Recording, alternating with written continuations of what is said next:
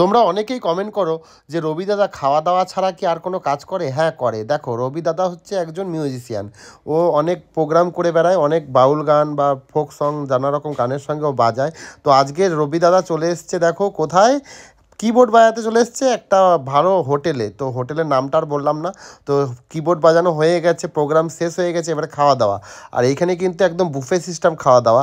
আর যেখানেই হয় buffet system খাওয়া দাওয়া, সেখানে তো রবিদা আগে আগে থাকে। তো দাদা তাড়াতাড়ি প্লেটটা দিয়ে দাও, প্লেটটা সঙ্গে সঙ্গে নিয়ে নেবো, সঙ্গে আছে জল। আর জল আর প্লেট কি ভাই চাবিয়ে চাবিয়ে খাবো? না, চাবিয়ে চাবিয়ে না, চিবিয়ে চিবিয়ে খাবো না। তো এরপরে নেবো খাবার। তো প্লেটটা একটু ভালো করে মুছে নিই। মুছে নেওয়ার পর, দাদা এটা কি খাবার আছে দাদা? বলছে দাদা এটা স্যালাড আছে। আমি বললাম এটা কী ধরনের স্যালাড? এরকম স্যালাড তো আমি বাবার জন্মে খাইনি। বলছে স্যালাডটা নাকি মানে কাসন্দি ফাসন্দি দিয়ে মেখেছে। এরপর দিয়ে দিল আটা রুটি। এই বাবা, আমাকে অর্ধেক কেন? সবাইকে গোটা রুটি দিচ্ছে, আমাকে অর্ধেক আটা রুটি দিচ্ছে। এটা কিন্তু ভারী অন্যায় হয়ে গেছে। তো আমি বললাম দাদা এক অর্ধেক আটা রুটি কেন দিলে? আমাকে আরও কিছু দাও। তো একজনা দিয়ে দিল সঙ্গে সঙ্গে মটর আর পনিরের একটা তরকারি। আবার এই রুটির উপরে ভাত, ভাত না একটা ফ্রায়েড রাইস। তো রুটির উপরে ফ্রায়েড রাইস কেন দেবে ভাই? আবার দিয়ে দিল পনির। এখানে মটর পনির করেছে, ওখানে মিক্সড ভেজ করেছে। আর ব্যাপার চারিদিকে কি পনির আর পনির, আর কি কিছু খাবার নেই? বলছে দাদা আছে আছে, দাঁড়াও দাঁড়াও দাঁড়াও দাদা। তো আর এই যে যে দিচ্ছিল মাংসটা, বলো তুমি ঋতু ফুড হাউসের মালিক না? আমি বললাম হ্যাঁ। বলছি তাহলে তো তোমাকে মাংস দেওয়া যাবে না। আমি না না দাদা, মাংস ছাড়া কী খাবো, কী করে খাবো বলো? বলে না, তাহলে তুমি এক পিস মাংস নাও, বেশি দেওয়া যাবে না। ঝোল নাও, ঝোল যত খুশি দেবো, কিন্তু এক পিসের বেশি তোমাকে মাংস দেবো না।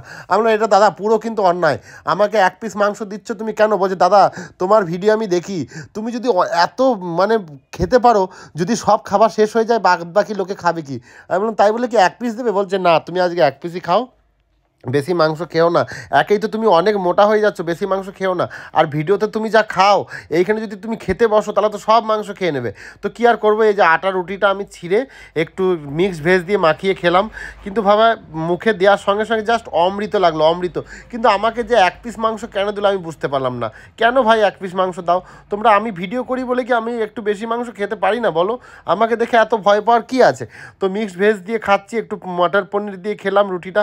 আর এই আটা রুটিটা তোমরা কারা কারা খেয়েছো অবশ্যই কমেন্ট করে জানো। আমি এরকম ধরনের আটা রুটি জীবনে প্রথমবার খেলাম। এ কেমন আটা রুটি ভাই, কী আটা দিয়ে তৈরি? আর এত টেস্টি লাগছে, মিষ্টি মিষ্টি লাগছে। বাড়িতে ঋতু আটা রুটি বানায়, একদম ফালতু বানায়, ওর রুটিটা এত টেস্ট হয় না। কিন্তু আজকের এই যে পোড়া পোড়া রুটিটা, আটা রুটিটা কিন্তু সত্যি মারাত্মক লাগছে। ঠিক আছে, তো একটু মটর পনির দিয়ে মাখিয়ে একটু খাচ্ছি। ওফ বাবা, কি টেস্ট, কি টেস্ট। তো এরপরে ফ্রায়েড রাইসটা খাবো। আর এই দেখো আমার পাশে দেখো কে বসে রয়েছে, এও আমাদের একজন সিঙ্গার। ও বলছে দাদা তুমি ভিডিও করছো? আমি বললাম হ্যাঁ, ভিডিও করাই তো আমি কাজ। যেখানেই খেতে যাই, আমার ভিউয়ার্স, আমার ফলোয়ার্সদের জন্য আমি তো সবসময় তাদেরকে শেয়ার করি যে আমি কী দিয়ে খাচ্ছি। দেখো একটু সালাড দিয়েও রুটিটা খেয়ে নিলাম। বাবা সালাডটা যা লাগলো ভাই, এরকম সালাড আমি বাবার জন্মে কোনো দিন খাইনি। তো আটা রুটি দিয়ে মেখে আর সঙ্গে খেলাম আবার মটর পনির আর মিক্সড ভেজ একসঙ্গে। আমি যে কোনটা কেমন টেস্ট আমি বুঝতে পারছি না, কারণ দুটো একসঙ্গে মিশে গেছে। তো একটু মটর পনির দিয়ে ভাত দিয়ে, এখানে এবার চিকেনের পালা। আমাকে এক পিস চিকেন দিয়েই ভাতটা খেতে হবে, কী করা যাবে বলো? হ্যাঁ দেখো চিকেনটা দেখো ভালোই সেদ্ধ হয়ে গেছে, একদম নরম তুল তুল তুল তুল তুল তুল করছে। তো চিকেন দিয়ে একটু মেখে নিলাম ভাতটা, আর আরেকটু চিকেন ছাড়লাম। বাবা এক পিস চিকেনে খাওয়া যায়? তোমরাই কমেন্ট করো। আমাকে কিন্তু এক পিস চিকেন দিল মানে এটা একটা বিরাট বড় অন্যায়, মানে এই অন্যায়ের কোনো ক্ষমা নেই। মানে বুঝতে পারছো কতটা মনে কষ্ট, এক পিস চিকেন দিয়ে আমাকে এই সব খেতে হচ্ছে। তো কী আর করা যাবে বলো? তো চলো, চিকেনটা কিন্তু আমাকে একটা ভালো পিস দিয়েছে, লেগ পিসই দিয়েছে। আমি বললাম দেখো এক পিস যখন আমাকে চিকেন দেবে তখন আমাকে লেগ পিসই দাও। তো যাই হোক, এই যে লেগ পিস দেখো ঝরে ঝরে পড়ছে, দেখো ঝরে ঝরে পড়ছে, ঝরে ঝরে পড়ছে। তো ভিডিও এ পর্যন্তই শেষ। তোমরা সবাই ভালো থাকো, সুস্থ থাকো, দেখা হবে পরের ভিডিওতে। টাটা।